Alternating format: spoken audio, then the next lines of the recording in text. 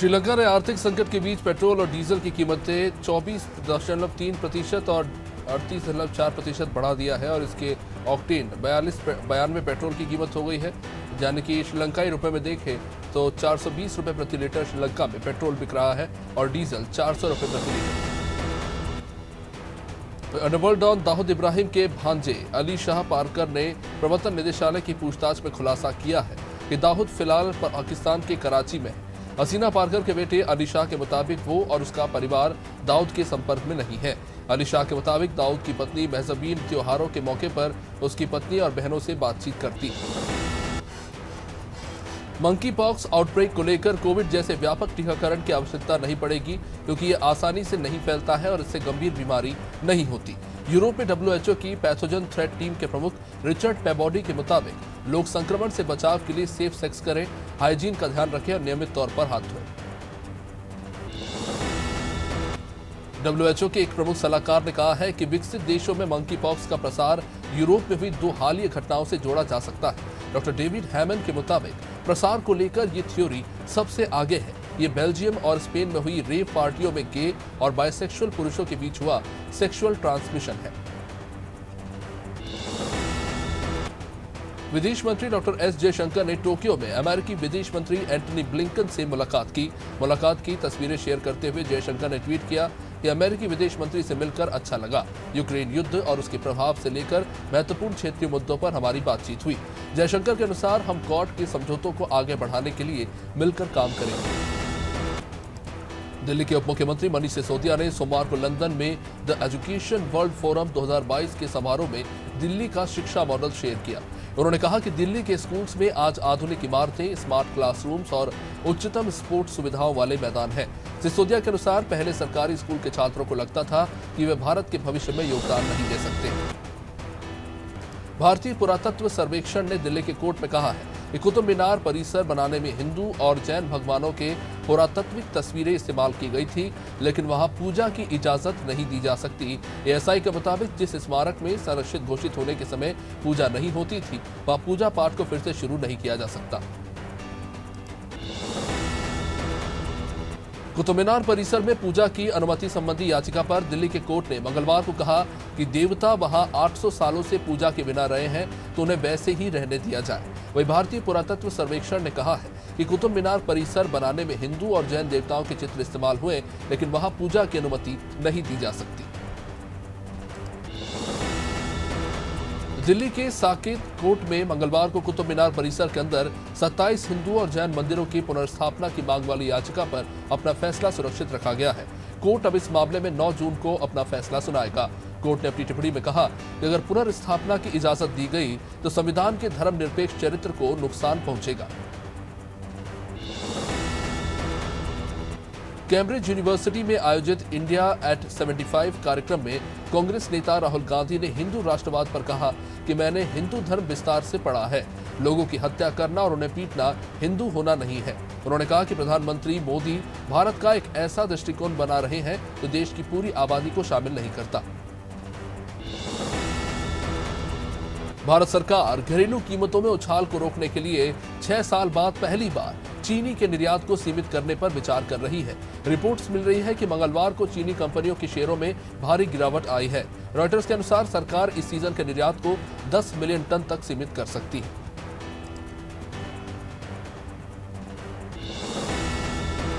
उत्तराखंड के हरिद्वार में हर की पौड़ी पर गंगा आरती के लिए ऑनलाइन बुकिंग की सुविधा शुरू की गई है। हरिद्वार की श्री गंगा सभा ने बताया है कि हर की पौड़ी पर मुख्य गंगा आरती के लिए वेबसाइट पर 2100 रुपए में बुकिंग कराई जा सकती है। सभा के अनुसार आने वाले दिनों में अन्य सभी सुविधाएं भी ऑनलाइन कर दी जाएंगी।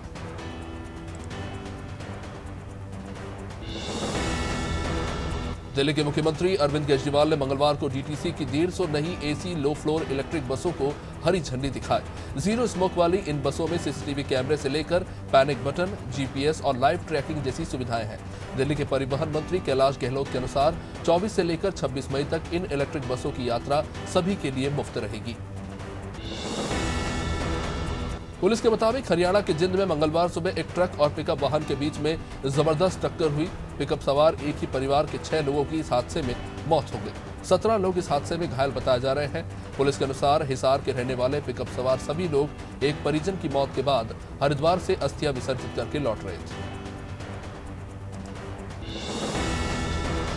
पंजाब के मुख्यमंत्री भगवंत मान ने बताया कि उन्होंने भ्रष्टाचार के आरोप में राज्य के स्वास्थ्य मंत्री विजय सिंगला को बर्खास्त कर दिया है। मान ने कहा कि मेरे पास केस आया कि मंत्री हर टेंडर में 1% कमीशन मांगता है। उन्होंने अपना गुनाह कबूल भी कर लिया है। अब सिंगला को एंटी करप्शन ब्रांच ने गिरफ्तार कर लिया है।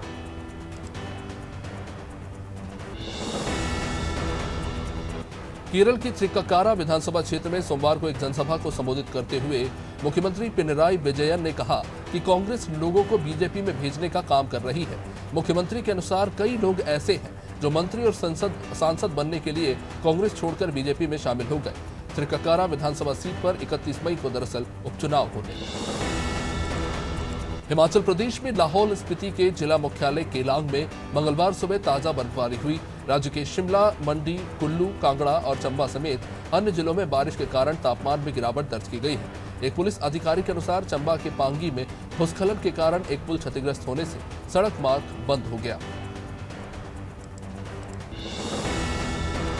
उत्तर प्रदेश के बदायूं में किशोर न्याय बोर्ड ने एक 15 साल के लड़के को राज्य के मुख्यमंत्री योगी आदित्यनाथ के खिलाफ सोशल मीडिया पर आपत्तिजनक पोस्ट करने को लेकर 15 दिनों तक गौशाला में काम करने की सजा सुनाई है। लड़के को अगले 15 दिन किसी सार्वजनिक स्थान की साफ सफाई करनी होगी। किशोर पर इसी के साथ 10,000 का जुर्माना भी लगाया गया है। असम राज्य आपदा प्रबंधन प्राधिकरण ने बताया है कि राज्य में बाढ़ और भूस्खलन के कारण अब तक 25 लोगों की जान जा चुकी है। 22 जिलों में बाढ़ से अब तक 6.5 लाख से भी ज्यादा लोग प्रभावित हुए हैं। ASDMA के मुताबिक इस समय राज्य के 1,709 गांव पानी में डूब चुके हैं। 82,503 हेक्टेयर फसल बर्बाद हो चुकी है। भारतीय मौसम विभाग के अनुसार जम्मू कश्मीर से लेकर हिमाचल प्रदेश, उत्तराखंड, पंजाब, हरियाणा, उत्तर प्रदेश, राजस्थान और मध्य प्रदेश में मंगलवार और बुधवार को बारिश का अनुमान है। असम और मेघालय में 27 और 28 मई को भारी बारिश हो सकती है। उत्तराखंड, झारखंड, पश्चिम बंगाल और ओडिशा में गरज और बिजली के कड़कने के साथ आंधी चल सकती है। राष्ट्रपति भवन ने बताया है कि राष्ट्रपति रामनाथ कोविंद ने विनय कुमार सक्सेना को दिल्ली का उपराज्यपाल अब नियुक्त किया है, जो उनके पदभार ग्रहण करने की तारीख से प्रभावी होगा। अनिल बैजल द्वारा पिछले ही हफ्ते कथित तौर पर व्यक्तिगत कारणों के चलते दिल्ली के उपराज्यपाल के पद से इस्तीफा देने के बाद अब विनय कुमार सक्सेना को ये जिम्मेदारी सौंपी गई है। हरियाणा के पूर्व मुख्यमंत्री भूपेंद्र सिंह हुड्डा की मौजूदगी में सोमवार को राज्य के 8 पूर्व विधायक कांग्रेस में शामिल हो गए।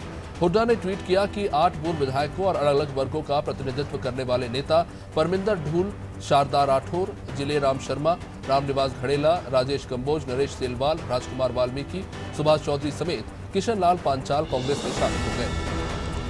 अडानी ग्रुप ने आंध्र प्रदेश में 60,000 करोड़ के निवेश के लिए सोमवार को राज्य सरकार के साथ समझौता ज्ञापन यानी MOU पर हस्ताक्षर किए। अडानी ग्रीन एनर्जी राज्य में 3,700 मेगावाट का हाइड्रोजन स्टोरेज प्लांट और 10,000 मेगावाट की सौर ऊर्जा परियोजना स्थापित करेगी। इससे प्रत्यक्ष और अप्रत्यक्ष रूप से 10,000 लोगों को रोजगार मिलने की संभावना है। सूचना और प्रौद्योगिकी मंत्रालय में कार्यरत एक वैज्ञानिक ने कथित तौर पर सोमवार को दिल्ली के शास्त्री भवन की 7वीं मंजिल से कूदकर आत्महत्या कर ली। पुलिस ने बताया कि वैज्ञानिक का शव शास्त्री भवन के गेट नंबर 2 के सामने पाया गया है। पुलिस के मुताबिक वैज्ञानिक की पहचान दिल्ली के पीरागढ़ी निवासी राकेश मलिक के रूप में हुई। आम आदमी पार्टी के MCD प्रभारी दुर्गेश पाठक ने आरोप लगाया है कि बीजेपी की केंद्र सरकार MCD के एकीकरण के बाद भी कर्मचारियों को वेतन नहीं दे रही। पाठक के अनुसार पूर्व MCD के अध्यापकों को पिछले 6 महीनों से और साफ सफाई के कर्मचारियों को 3 महीनों से वेतन नहीं मिला। पूर्व और उत्तर MCD में group A, B, C, D जितने भी कर्मचारी हैं, सबका बुरा हाल है। मध्य प्रदेश सहित मालवा में गर्मी का असर अब कम होने लगा है। वर्तमान मौसम की बात करें तो मई के बाद 14 तारीख को गर्मी का सबसे गर्म दिन रहा, जो 45 डिग्री को पार कर गया था। अब यह तापमान धीरे धीरे कम होता जा रहा है और साउथ वेस्ट मानसूनी हवाओं की प्रक्रिया के चलते थोड़ी राहत मिल रही है। हवाओं की गति की वजह से भी मालवा क्षेत्र में तापमान में 3 डिग्री की गिरावट दर्ज की गई। इंदौर के चंदन नगर थाना क्षेत्र में मंगलवार की सुबह निगम द्वारा लगाए गए डस्टबिन के अंदर 2 नवजात बच्चों के शव मिलने से हड़कंप मच गया। एक मां ने अपने कुकर्म को छुपाने के लिए नगर निगम के लिटिल बिन में ही अपने 2 जुड़वा बच्चों को फेंक दिया। चंद्रनगर पुलिस ने दोनों नवजातों के शव को अब पोस्टमार्टम के लिए जिला अस्पताल में भिजवाया। ग्रामीण क्षेत्रों में जन प्रमाण पत्र बनवाने को लेकर कुछ नई गाइडलाइंस जारी की गई हैं, लेकिन ग्रामीणों को इसकी जानकारी न होने के कारण समस्या हो रही है। अब इस बीच ग्रामीणों ने बैरसिया तहसीलदार आलोक पारे पर किसानों पर दुर्व्यवहार करने का आरोप लगाया है। किसान ने आरोप लगाया कि जन प्रमाण पत्र बनवाने जब वो दफ्तर पहुंचा तो तहसीलदार ने उसे दुत्कारते हुए दफ्तर से बाहर निकाल दिया। उझारी के रहने वाले 2 युवकों की नहर में नहाने के दौरान डूबने से मौत हो गई। दोनों युवक पानीपत के सीक में अजीम की नहर में नहाने गए थे, यहां ये हादसा हो गया। दोनों युवक अमरोहा के थाना सेंध रगड़ी क्षेत्र के उझारी कस्बे के रहने वाले थे, जो दिल्ली में मजदूरी करने गए थे। 3 साथी गर्मी में नहाने के लिए नहर में उतरे और नहाने के दौरान इनमें से 2 डूब गए। उत्तर प्रदेश के जनपद अमरोहा में हसनपुर नगर में चल रही सांस्कृतिक प्रदर्शनी और मेला स्थल के नजदीक चोरी के शक में लोगों ने एक मंदबुद्धि युवक को बुरी तरह से पीटा। रस्सी से हाथ बांधकर उसे बुरी तरह से पीटा गया। लोगों के युवक को तालिबानी सजा देने का अब ये वीडियो सामने आया है, जिसके बाद हरकत में आई पुलिस ने 3 लोगों के खिलाफ मुकदमा दर्ज किया है। पीलीभीत के पूरनपुर में प्रेमिका के घर पर प्रेमी का शव मिला। मृतक के परिजन ने हत्या की आशंका जताई है। घटना की सूचना मिलते ही मौके पर पहुंची पुलिस ने केस दर्ज करके अब इस मामले की जांच शुरू की है। पुलिस ने पोस्टमार्टम रिपोर्ट के आधार पर कार्रवाई करने की बात कही।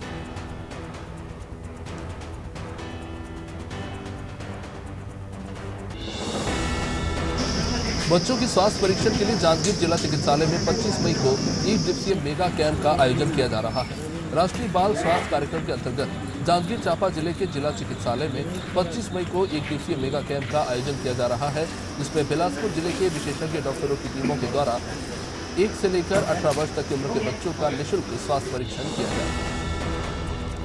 केलाखेड़ा में हुए नगर पंचायत के उपचुनाव में समाजवादी पार्टी के प्रत्याशी अकरम पठान ने जीत दर्ज की है। समाजवादी पार्टी के प्रदेश अध्यक्ष डॉक्टर सत्यनारायण सचान ने केलाखेड़ा से अकरम पठान के निवास पर जाकर जीत की मुबारकबाद दी। प्रदेश अध्यक्ष सचान ने कहा कि आने वाले नगर पंचायत और नगर पालिका के चुनाव में समाजवादी पार्टी मजबूती से चुनाव में उतरेगी। चारधाम यात्रियों से हरिद्वार में होटल के कमरे की बुकिंग के नाम पर ठगी की जा रही है। कम पैसे में प्री बुकिंग करवाने के बाद जब यात्री होटल पहुंच रहे हैं तो उनसे अधिक रुपया वसूला जा रहा है, जिसका यात्री विरोध कर रहे हैं। यात्रियों के विरोध करने पर उनसे अभद्रता की जा रही है। चारधाम यात्रा के लिए रोजाना हजारों श्रद्धालु पहुंच रहे हैं। भारी भीड़ लग रही है, जिसका होटल संचालक नाजायज फायदा उठा रहे हैं। वह इंदौर में प्रेम प्रसंग के चलते युवती के परिवार वालों ने युवक की पीट कर हत्या कर दी और इसके बाद सभी वहां से फरार हो गए। सुबह युवक का शव मिलने के बाद इस मामले में खुलासा हुआ है। पुलिस ने 3 लोगों के खिलाफ केस दर्ज करके आरोपियों की तलाश शुरू कर दी।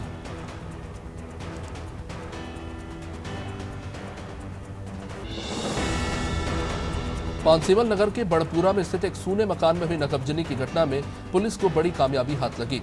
जिला पुलिस अधीक्षक ने घटना का खुलासा करते हुए आरोपियों को गिरफ्तार किया। साइबर सेल की सहायता से आरोपियों को गिरफ्तार किया गया है। पुलिस ने इन आरोपियों से 2 लाख रुपए बरामद किए।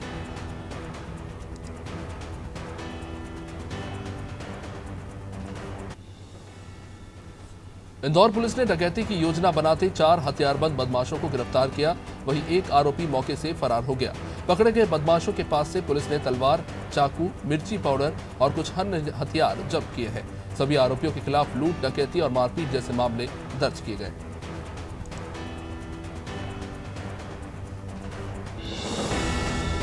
गुना में एक पिता नेपाल में कैद अपने बेटे को छुड़ाने के लिए संघर्ष कर रहा है। पिता के अनुसार उनका बेटा ट्रक चलाता है, जो हादसे का शिकार हो गया। नेपाल पुलिस ने ट्रक को जब्त करने के साथ बेटे को जेल में कैद कर दिया है। बेटा 3 महीने से जेल में बंद है। पिता ने जब ट्रक मालिक से मदद की गुहार लगाई तो ट्रक मालिक ने 20,000 की व्यवस्था कराने के लिए कहा। गरीब पिता 20,000 रुपए के लिए अब कलेक्टर से गुहार लगाने पहुंचा है। वहीं खरगोन जिले के भीकन गांव में अनाज व्यापारियों की हिटलाशाही से किसान काफी परेशान है। किसानों ने इसका विरोध किया है। व्यापारियों द्वारा कृषि उपज मंडी में स्थित टोल कांटे पर अनाज की तुलाई और खाली कराई करने का काम नहीं हो रहा, जिसका किसानों ने विरोध किया है। मंडी से टोल कांटे और व्यापारी के गोडाउन तक उपज ले जाने में किसानों को अतिरिक्त भाड़ा देना पड़ रहा है। जांजगीर चांपा जिले में भारतीय जनता पार्टी द्वारा पिछड़ा वर्ग जनजाति के आरक्षण की मांग को लेकर 1 दिवसीय धरना प्रदर्शन किया गया। जांजगीर चांपा जिले में भारतीय जनता पार्टी के जिलाध्यक्ष सहित सभी कार्यकर्ताओं के द्वारा पिछड़ा वर्ग को छत्तीसगढ़ में 27% आरक्षण की मांग को लेकर 1 दिवसीय धरना प्रदर्शन करते हुए जांजगीर चांपा एसडीएम को राज्य सरकार के नाम ज्ञापन सौंपा गया। गुना शहर में जारी अघोषित बिजली कटौती और बिजली दरों में वृद्धि के खिलाफ मध्य प्रदेश बिजली उपभोक्ता फोरम ने प्रदर्शन करके ज्ञापन सौंपा। फोरम ने समस्या को बताते हुए निराकरण की मांग की है। साथ ही बताया है कि कई बार शिकायत के बाद भी अब तक इस पर सुनवाई नहीं हुई है।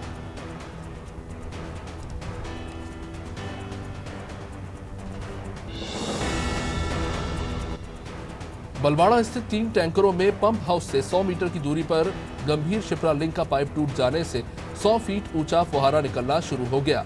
हाल ही में पाइपलाइन के वॉल पर डमी प्लेट की वेल्डिंग हटाई गई थी, लेकिन पानी के प्रेशर के कारण वो डमी प्लेट उखड़ गया है और इसी कारण इतनी ऊंचाई तक पानी का फुहारा निकलता रहा और इससे पहले भी इस क्षेत्र में इस तरह की घटना हो चुकी है।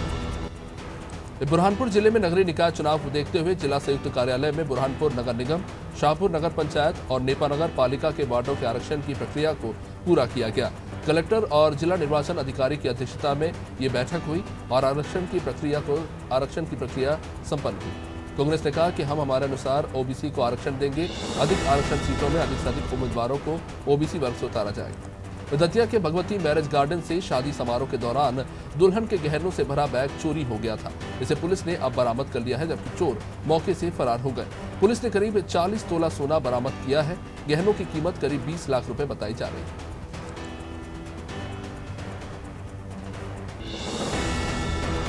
ईटा थाना, आवागढ़ पुलिस और जनपदीय इंटेलिजेंस विंग की संयुक्त कार्रवाई ने 3 शातिर लुटेरों को गिरफ्तार किया।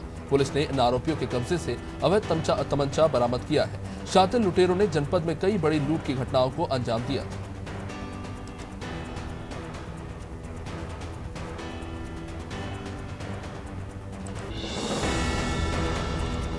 भिंड जिले को 2 करोड़ 82 लाख की लागत से बनने वाले फायर स्टेशन की सौगात मिली, जिसका भूमि पूजन विधायक संजीव सिंह ने किया। फायर स्टेशन में कॉम्प्लेक्स भी बनेगा, जिसमें करीब 2 दर्जन दुकानें होंगी। कई बेरोजगारों को रोजगार भी मिलेगा।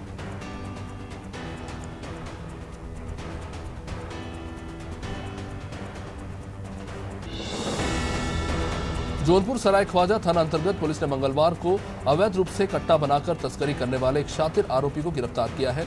इनके कब्जे से 5 अर्धनिर्मित कट्टे के साथ एक तमंचा, 315 बोर की एक जिंदा कारतूस के साथ और एक और कारतूस बरामद किया गया है और तमंचे बनाने के उपकरण भी बरामद हुए हैं। पुलिस ने भैंसनी पेट्रोल पंप के पास स्थित खंडहर मकान में अवैध असला बनाने वाली इस फैक्ट्री का भंडाफोड़ किया है। वही जमीनों पर अवैध रूप से कब्जा करने वालों के खिलाफ झांसी प्रशासन लगातार कार्रवाई कर रहा है।